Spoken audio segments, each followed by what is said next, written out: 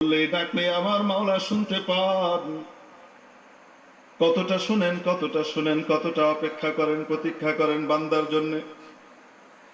বান্দা তুমি যত গুনাহ করো না কেন, তুমি গুনাহ করতে ভালোবাসো আর আমি ক্ষমা করতে ভালোবাসি।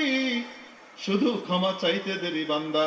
সত্যিকার অর্থে যদি তওবা করো, অতীতের ব্যাপারে লজ্জিত হও, সামনে আর কখনো গুনাহ করবে না, অপরাধ করবে না, এই ব্যাপারে যদি তুমি সংকল্পবদ্ধ হও আর আমার কাছে ক্ষমা চাও, এক মুহূর্ত সময় লাগবে না তোমাকে ক্ষমা করতে। তিরমিজি শরীফের মধ্যে নবীজি সাল্লাল্লাহু আলাইহি ওয়াসাল্লামের হাদিস আছে, বড় প্রিয়, মায়া আর ভালোবাসা বোঝাবার জন্য। ও আদম সন্তান, তুমি কত গুনাহ করতে পারো, যতই গুনাহ করো না কেন, তোমার গুনাহ, তোমার অপরাধ তো আকাশ পর্যন্ত পৌঁছবে না, এই মহাশূন্যকে ভরে দেবে না। গোটা পৃথিবীর সমস্ত জায়গাকে তুমি অপরাধ আর গুনাহ দিয়ে ভরে দিবে, এটাও তুমি পারবে না। ধরে নাও তুমি ভরে ফেলেছো, সৌরজগতও ভরে ফেলেছো, এই মিল্কি ওয়েও ভরে ফেলেছো, এই গ্যালাক্সিটাও ভরে ফেলেছো, অন্যান্য গ্যালাক্সিগুলো ভরতে ভরতে তুমি গুনাহ করতে করতে তোমার গুনাহগুলো, অপরাধগুলো যদি আকাশ পর্যন্ত পৌঁছে যায়, মহাশূন্য পার করে যায়। সুম্মা আতাইতানি ওয়ালা তুশরিকু বি শাইআ, এরপরে তুমি আমার কাছে ফিরে এসে শুধু ক্ষমা চাও, একটা শর্ত শুধু পালন করো, তুমি আমার সাথে আর কাউকে শরীক করো না। ও বান্দা, যদি ক্ষমা চাও, আমি তার চেয়ে বড় ক্ষমা নিয়ে তোমার কাছে চলে আসব। তুমি যতই গুনাহ করেছো, আমি তার চেয়ে বেশি ক্ষমা নিয়ে তোমার কাছে আসি। বান্দা, আমি তো ডাকি তুই শুনিস না, তুই ডাকলে আমি জবাব দিতে এক মুহূর্ত দেরি করি না। হায় যদি তুই আমার মায়াটা বুঝতি, যদি তুই আমার দয়াটা, আমার কৃপা, আমার অনুকম্পাটা যদি অনুধাবন করতে পারতি। উজিবু দাওয়াতাদ দাঈ ইযা দাআন, আমার বান্দা যখন আমাকে ডাকে, সাথে সাথে আমি তার ডাক শুনি, তার ডাক সাড়া দিই, তার ডাকের জবাব দেই। এক যুগী সাধক, হিন্দু সাধক, এদেরকে আল্লাহুস সামাদ, সনম মানে মূর্তি। সে তার মূর্তির জিকির করে, মূর্তিকে জপে, মূর্তিকে ভালোবাসে, সামনে মূর্তি নিয়ে সে তপস্যা করছে। সনম সনম সনম সনম সনম সনম সনম সনম সনম সনম, কতদিন? 12 বছর। কোথায়?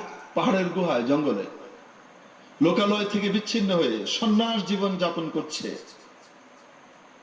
সন্ন্যাস ব্রত গ্রহণ করে সে ওখানে তার দৃষ্টিতে তার ভগবান মূর্তিকে ডেকে যাচ্ছে, সনম সনম সনম সনম সনম। কত বছর? হঠাৎ একদিন মুখ ফসকে বেরিয়ে গেছে সনমের জায়গায় সমাদ।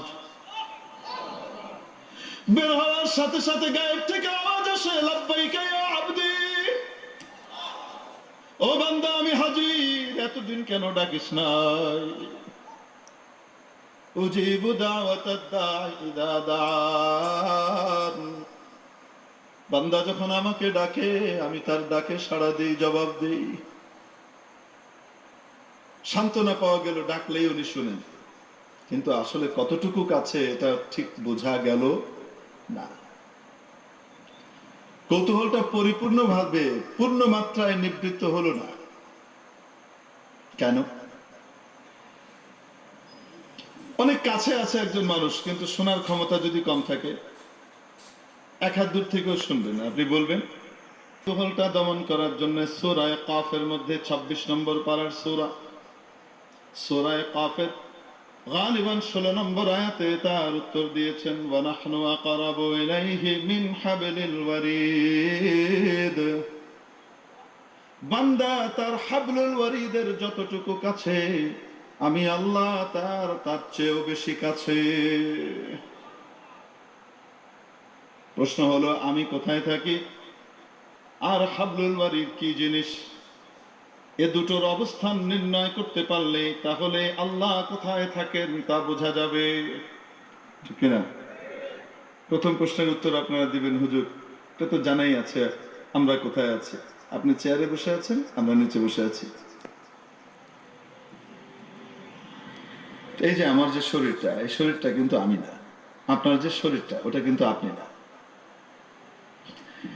কি বলি? আমার মোবাইল, আমি এবং মোবাইল দুটোর মাঝখানে একটা শব্দ এসেছে, কি? র। আমার মোবাইল, তো কি হলো? দুটো বস্তু এক না ভিন্ন? আমি আর আমার মোবাইল এক না ভিন্ন? বলেন না কেন? আমার জামা, আমি এবং জামা এক না ভিন্ন? বলেন না কেন? তোমার কলম, তুমি এবং কলম দুটো এক জিনিস না ভিন্ন জিনিস? আরবিতে বলে আল ইদাফাতু তাকতাদিল মুগায়ারা। এই যে ইজাফা, এটির মূল দাবি হলো দুটি ভিন্ন বস্তুকে একসাথে মিলিয়ে ফেলা।